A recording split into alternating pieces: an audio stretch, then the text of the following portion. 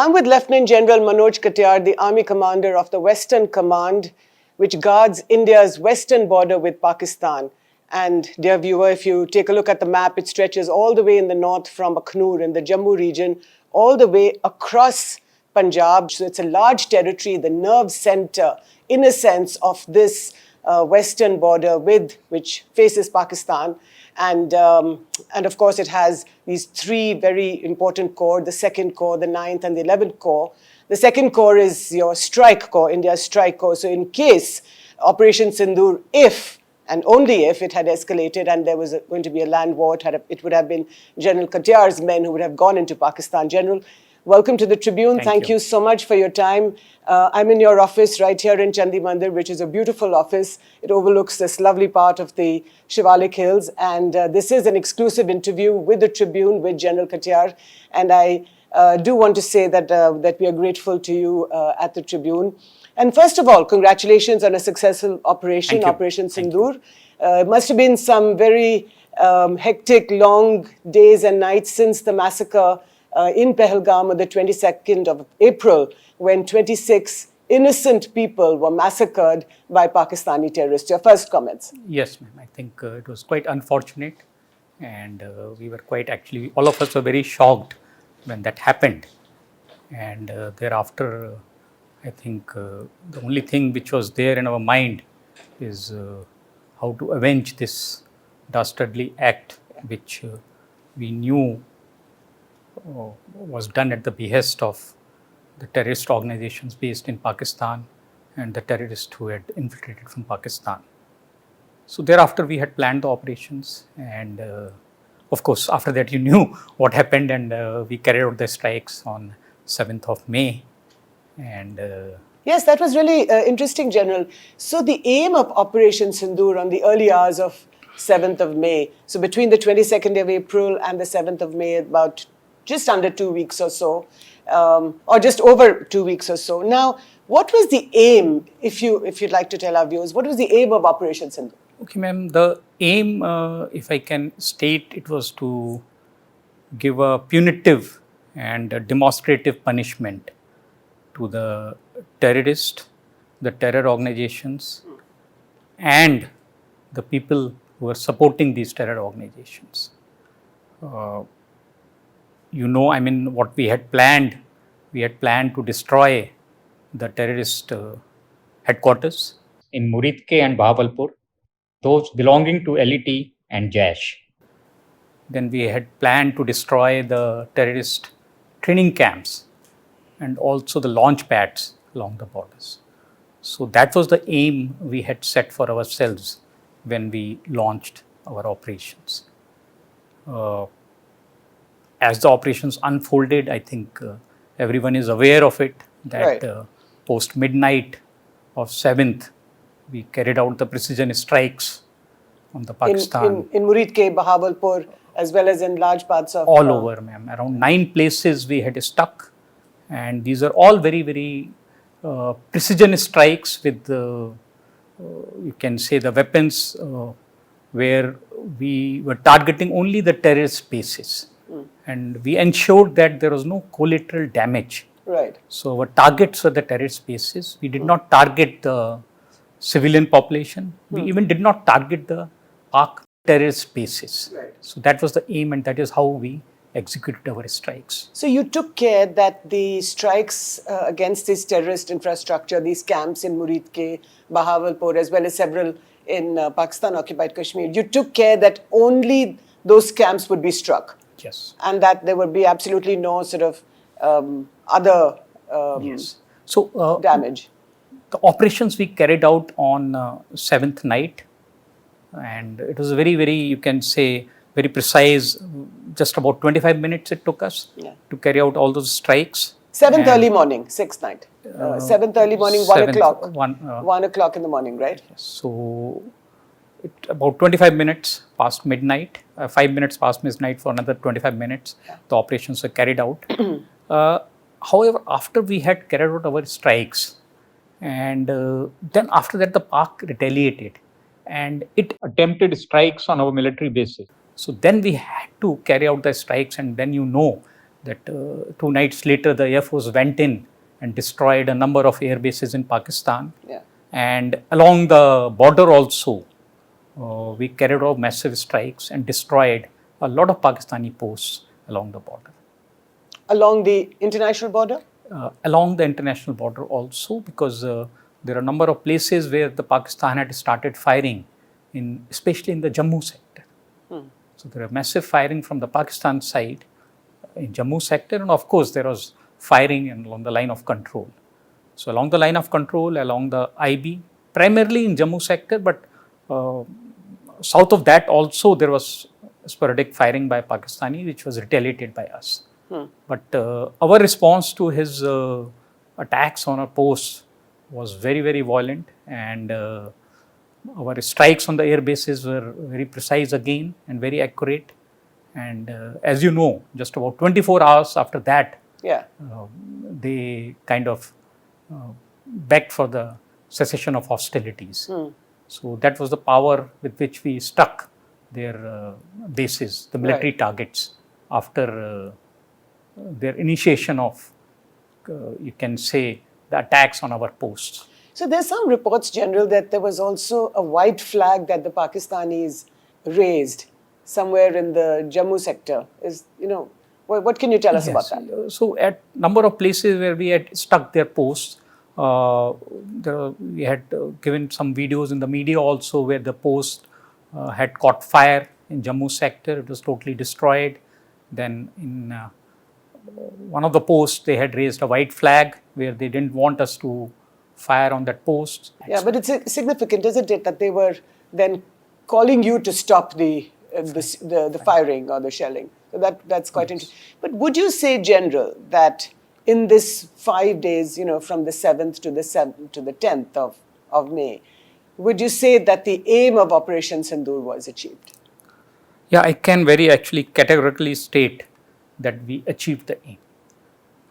We destroyed the terror infrastructure, and we sent the message across that the terror strikes in India will not be tolerated. So both our intent and the messaging was very clear. We demonstrated our resolve to strike with impunity at the time and the place of our choosing. And I think the message has gone home to the Pak leadership about the intent of Indian leadership and the capability of Indian Army. So in that way, I feel the Operation Sindoor, the aim what we had set for ourselves, has been achieved.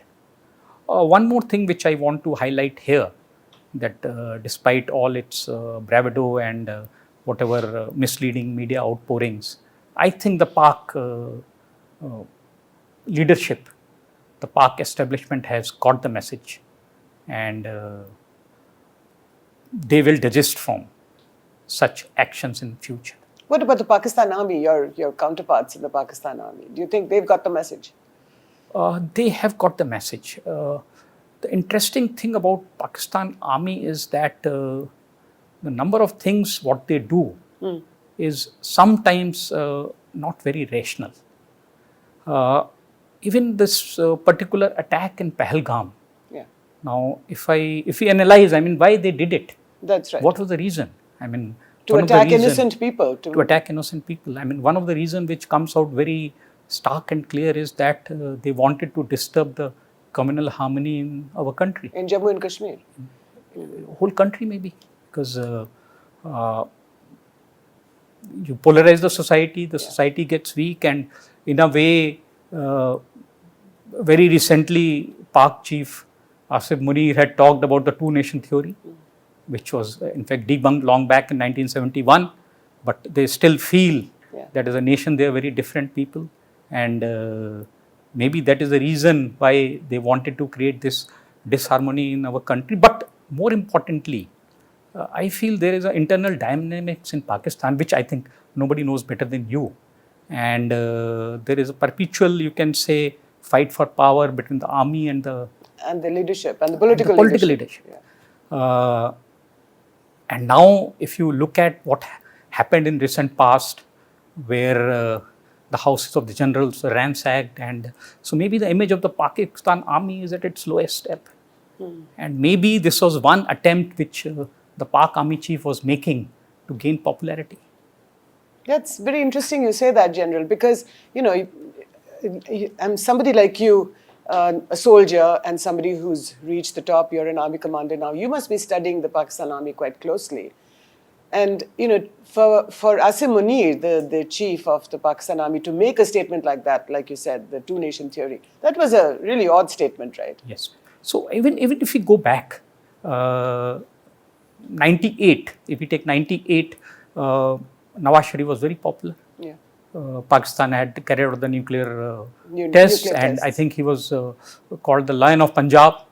And what happened after that? The Pak army did the infiltration.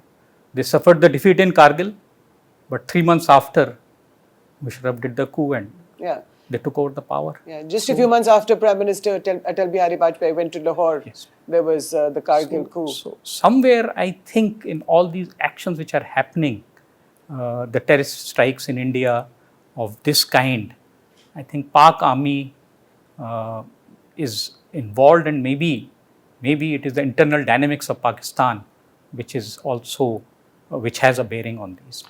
You think the Pakistan Army is involved, that it had control over the strike in Pahalgam, or the massacre in Pahalgam?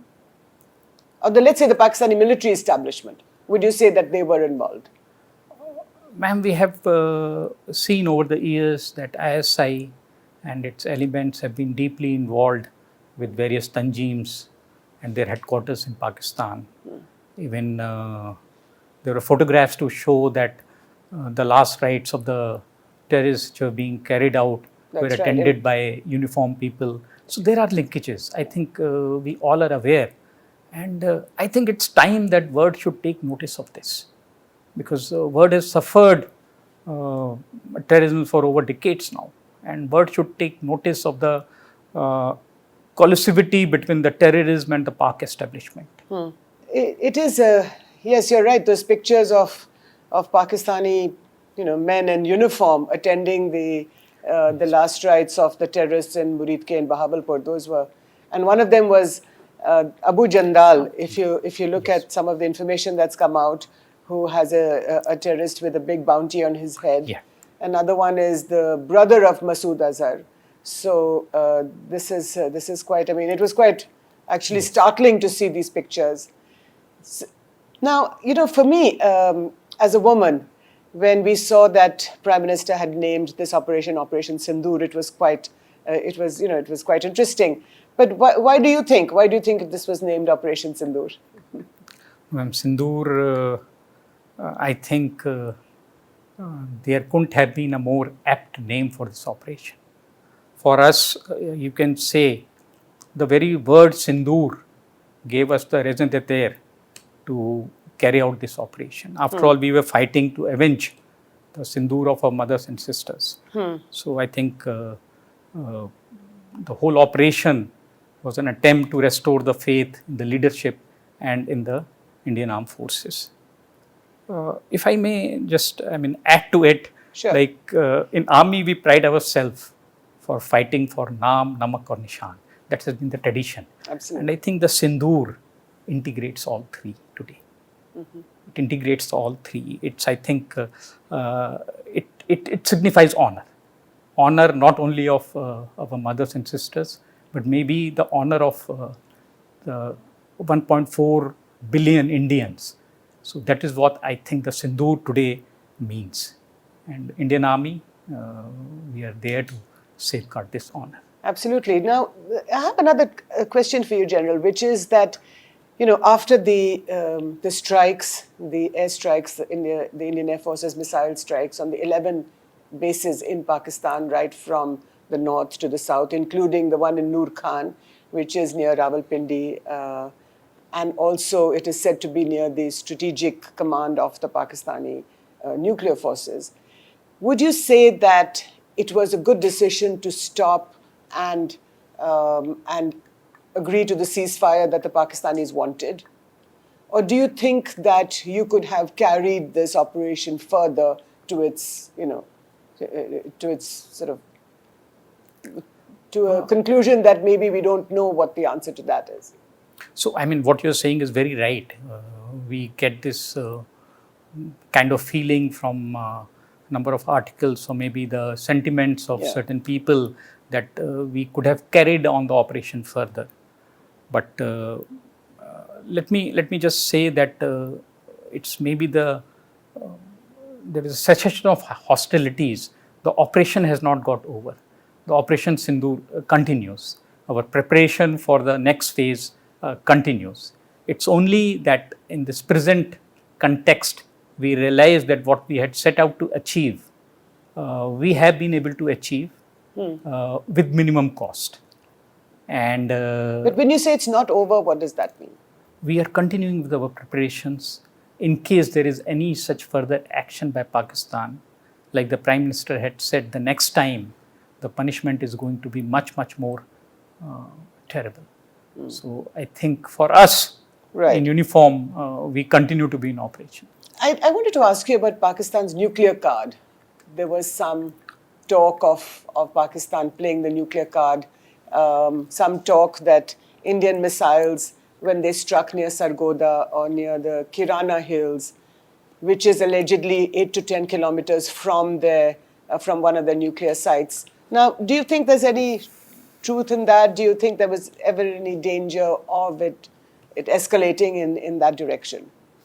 No, see, Pakistan has been playing on this theory of nuclear irrationality for quite some time. It feels that it can carry out its terrorist activities in India, and India will not retaliate fearing a nuclear strike by Pakistan. I think that idea is misconceived. Like Prime Minister also said that our resolute action against terrorism, we would not be deterred by the Pak nuclear blackmail. Right. And our Operation Sindoor, I think we have been able to call this Pak nuclear bluff. So I don't think that in carrying out of our operations, we need to worry too much for what Pak has been propounding as its nuclear card. So, in the Western Command, and you're in a sense, you're the nerve center of India's Western frontier, right? Now, in the 22 years or so, 23 years or so since Operation Parakram in 2002, how has this strategic environment, how has it evolved? I think must compliment you. I think Tribune has been following the Western theatre for a very long time. So, Parakram 1999, 2001 we mobilized, and 2002 thereafter we came back. So Parakram was actually we mobilized with a threat. It was against an attack which had happened on our parliament, and we wanted to carry out the message of deterrence or deter Pakistan by the threat. So that was the concept we mobilized during Parakram. And once maybe the message was driven home, we came back. Right. But since then, the thinking, I think, has gone, it has changed. And from, you can say, deterrence by threat, now it is deterrence by punishment. I see. We saw it happening post-Uri. We saw it happening in Balakot. And now what we have done in Op Sindoor, it's really on a different scale, on a different, what should I say, the scope was very big. Of course, we have to be ready when we do this kind of act for the escalation. Yeah. And we are very well aware that it may lead to escalation, but then if we are able to punish, if we are able to control the escalation, punish the adversary and get back, I think we have achieved our aim. So, General, you talked about Balakot, 2019, after the Pulwama attacks. Now, what was the difference between, say, Operation Balakot and Operation Sindoor? What would you say? Both were meant to punish the Pak terrorist infrastructure, destroying it and punishing the mentors of Pak who were guarding the Pak terrorists. Right. Balakot, the scale was very, very restricted. It was one target we had taken. We had carried out the airstrike. This time around, you are aware that there were 9 targets, and the targets, some of them were in adequate depth. And it was not only the training camp or launch pad we were targeting the headquarters of the Tanjeems also. So this time, the scope was, I think, quite vast compared to what we did in Balakot. And also Balakot was in Khyber Pakhtunkhwa, while Muridke and Bahawalpur Are in Punjab. are in the heart of Punjab. Yes. So that also is a difference because after all the Pak army is mostly consisting of people from this area. So it really affects them also. You think that message has gone home? I think that message has been driven loud and clear that you cannot test the patience of Indian leadership. You cannot test the capabilities of Indian armed forces. So I think that message has gone home loud and clear. And last couple of questions, General. You know, it's interesting for me as a layperson that you are an army general, but the strikes, the missile strikes, which were undertaken by the Indian Air Force. Tell us a little bit, tell our viewers a little bit about this inter-service, the synergy. How did you undertake that during Operation Sindoor? Oh, ma'am, this, I think this is a perfect example, Operation Sindoor, of tri-service synergy, because the operation from its inception till execution was coordinated at the highest level and it was integrated at the ground level. So wherever the three services are operating, they are operating in complete unison. And I may add here that even the BSF, which is guarding the borders, was totally integrated with our planning. And so I think it was a very, very fine example of the integration of the three services from the highest level to where we operate on ground. General, thank you so much for your time. I'm afraid I'll have to leave it there, but thank you for answering all our questions. I had many more, trust me, and we got a lot of questions from our viewers as well. And but I do thank you for inviting us to your office here in Chandimandir. But before I go, dear viewer, I'd urge you to subscribe to the Tribune's YouTube channel, to watch all our shows, to tell us what you think, and especially this very exclusive interview with General Manoj Katiyar, the Army Commander of the Western Command. Tell me what you think about this interview, and thank you so much for watching.